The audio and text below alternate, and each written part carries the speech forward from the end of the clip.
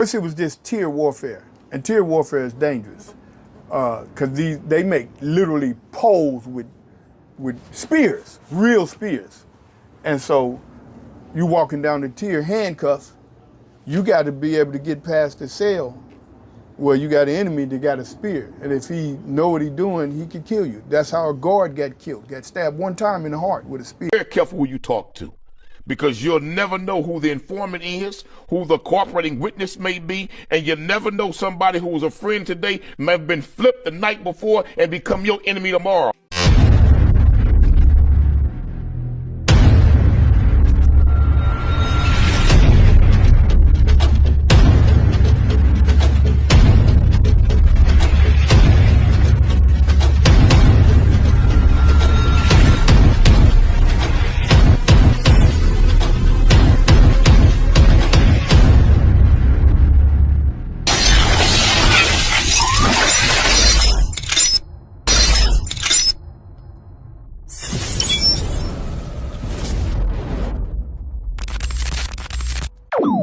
About humanity, putting truth in these lies, while they busy feeding lies.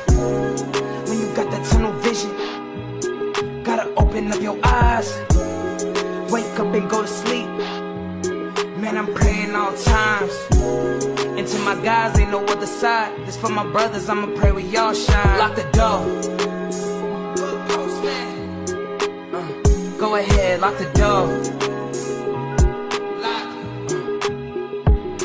Lock the door. Go ahead, lock the door. Yeah, you already know.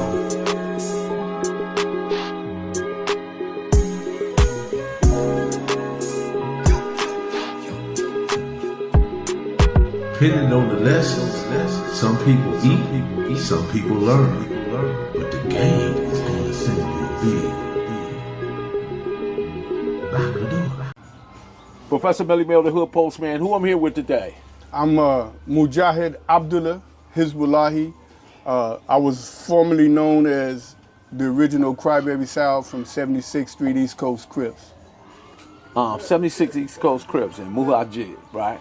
Mujahid. Mujahid. Yes, sir. Okay, got it. Okay. And what does that mean, warrior?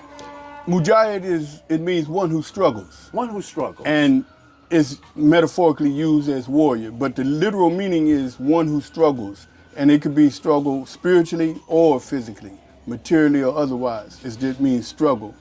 But I got the name because of the physical struggle and the struggles that I was involved with in prison, and so that was the name befitting of me, and that's the name that I accepted. Okay, so let's define Crybaby Sal from the Mujahid. Okay, yeah, wow. I've been asked that all my life. Actually, the Sal part is from a gangster movie. Don't ask me what gangster movie. When I was young, I remember it was a dark-skinned Italian hitman in the movie. And as a youngster, I said, hey, that's me. So that's how the Sal thing came. The Crybaby thing came on, not because I was like crying tears, but I used to always like to hang with older cats, like my homeboy Big Chuck Banks and his homeboys and other cats. And when I couldn't go with them on licks or whatever, I would always piss a fit and talk shit. They said, man, quit crying all the damn time, man. And so that stuck. And so it combined to, I became Crybaby Sal. I didn't like it at first, but then I said, well, this is a unique name. And so that's how that started. That's the history behind that. Awesome, man. I never would have guessed it. Yeah. So once again, congratulations for being home. Thank you. Being back Thank you. into what we refer to as the dunya. Yes, sir. Other people, they would call it the world. How many years? I did 41 years in prison. Wow. I was 18 when I got cracked, and when I got out, I was 59, about to turn 60. So I went in February the 16th, 1983, went to San Quentin. That was my first stop. The Adjustment Center? No, I didn't go to, I was there for a minute, but I didn't go there first. I went to the main line. It was on lockdown. And I had just turned 19 in the county jail. So I went there first, And I got out October the 19th, 2023. 7-6 East Coast, right? Right, right. That would be directly where Raymond came from. Yes, that's his neighborhood. That's his exact neighborhood. Did you ever meet him before? Yes, I met him before he was killed, but I wasn't a friend of Raymond, so to speak. I was a kid. I was young. He came to the block. He was the one that came with the whole concept of the East Coast, right? And so we were still Shack Boys then, though, right? And so Big Chuck, he's one of the founders of my old neighborhood, and Baby Too Cool, he's another. In fact, Big Chuck and Big Cass and the other Chuck, they was the original Shack Boys, right? Before we came. His brother, which is Baby Too Cool, he basically resurrected the original Shack. Okay. And that's the generation I came. But I came down from Watts. I came from down Central. So when I came down from Watts in around 78, right, they were Shack Boys. So I got put on with the Shack Boys. Before the East Coast thing and all of that, it wasn't even 76th Street. It was 76th Place, Shack Boys. Okay. And our emblem was the 6-point star with the P in it, which a lot of people don't know about. And that stood for Parma Lee, because that was our little hangout. Yeah, that's the first time I heard that. Yeah, a lot of people not familiar with that. Definitely. I just recently met Cat Caesar, too. Yeah, I talked to him yesterday. That's my guy. Yeah, another good guy. Now, he's an original East Side Crip and one of the first original Mafia Crips off the East Side. Before Main Street, you had the 7-7 Mafia. And he was one of the originals. I remember 116 too, but the freeway. Yeah, you talking about the A-lines? Yeah. Yeah, I remember Devil from A-line. No, not the which Avalons, but 116 Main Street, because the freeway. Okay, I'm not familiar with that. Yeah, the freeway took it out. Okay, because the 105 runs straight to it. See, that's news to me. I was in the joint more than likely when that was going on. Yeah. So the 105 was the other. So prison is a complex entity created by mankind, and it limited our open environment. In other words, it created the cage. Our existence is not the cage, it is the open environment. Allah created us. That's our natural. Our natural. Yeah. What was it like to endure 41 years? Oh man. It's impossible to put in a nutshell. I guess the best way that I can explain it is it's a type of suffering, right? For some reason, a lot of our people in the hood, they don't even like to use that word, but that word is a slow, continuous suffering with moments of, happiness and glee, because you meet cats in there, and you find ways to find some kind of joy, So a lot of cats, they into sports, they're into gambling. I never was really into that, but that's how they find fun. They get into gambling, they get into a lot of different things, games, basketball, whatever it is, to take their mind off of doing time. But for me, I enjoyed reading. That was my thing. So being in prison, it's like I say, it was a torturous experience, brother. It's because at night, you can be as tough as you want to be, having killed people and whatever it is you'd have done to get in there. But at the end of the day, you got to go to sleep on that cot, and you have to deal with the reality of your situation. And so I did a lot of time in the hole, because when I first got to prison, I was a very active gang member. And so I was in the cell by myself a lot.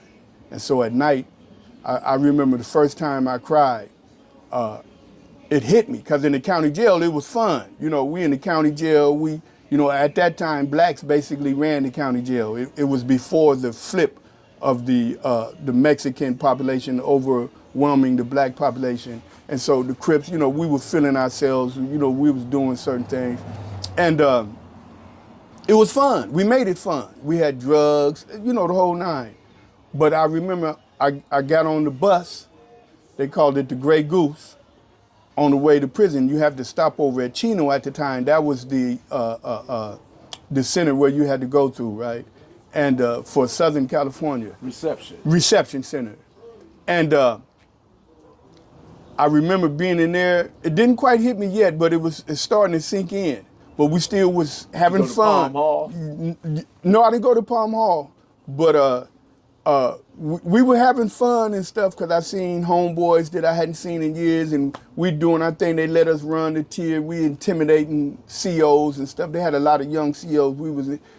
But when I hit that second bus on the way to San Quentin, I had to do a stopover in Soledad Shoe. I think it was O-wing or X-wing. I forgot which one. And it was a whole different thing, bro. And so I'm in the cell, and they had this practice in the shoe where they would play music all night. So one night is country, one night is R&B, one night is whatever. I happened to be there when they was playing. Music soothes the savage. Yes. And so they would do that, and it would be quiet. You had quiet periods. You know, when the lights is out and they do count, you know, they had quiet period. And so I'm in there, and I remember Tina Marie was singing, you know, and I like, damn, that's when it hit me, Mel. I was like, damn, man, I got life.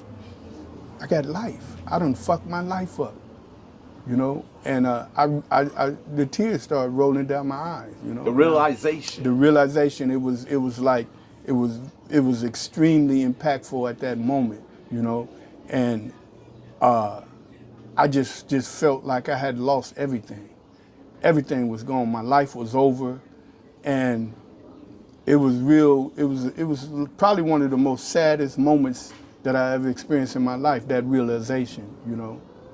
Did you think at that point you went in with a low perspective taking as far as black life was concerned, and then when you got to prison and you were able to evaluate the whole circumstances that maybe you gravitate towards a few things. It could have been books, it could have been being a Muslim, you know what I mean? Things that was going to change your identity because you went in one way. Yes. But you came back. We knew you came back a better version of me. Of you.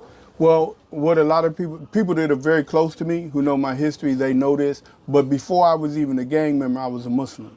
Perfect grind all the time, baby. Yeah. Cali Miners, baby. Perfect grind all the time. Music money. Got a dollar sign. Hub City. I'm a street nigga, streets fuck with me. I'ma keep pushing products till the feds get me. It's guap off top, diamond Cartier. That nigga wall won't give a broke bitch the time of day. They see me climbing, they see me shining. That's hard work, proof of grinding. New money got me tipping in that 550. Ali, bad man, and I'm so pretty. I got that tech with me, that's my hater sprayer. Go big, grind now, nigga, play later. What can I say?